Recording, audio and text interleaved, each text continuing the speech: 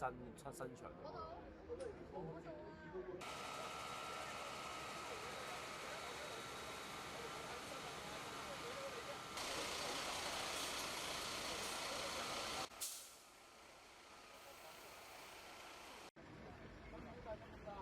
喺滅火同埋救援被困居民方面咧，消防處係調動咗共140多輛消防車同埋60多輛救護車，而被動員嘅消防員同埋救護員呢係800多人，亦都使用咗無人機去了解災場嘅情況。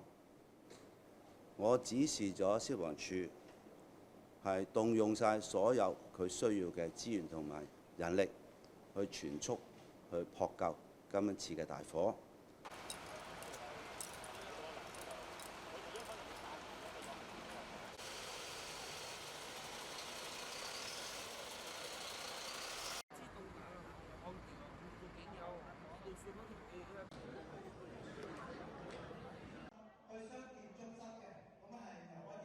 醫院管理局喺災難發生咗之後，我哋成立咗啟動咗我哋嘅重大事故嘅控制中心。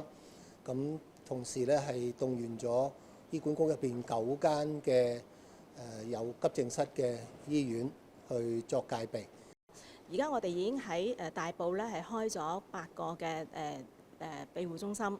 我哋動用咗我哋全區19隊關愛隊，差唔多200幾人。喺今次呢件事咁重大呢，所以我哋係會動員啦，我哋全港嘅18區嘅關愛隊呢，去為有需要嘅市民啦，去提供一切嘅支援嘅。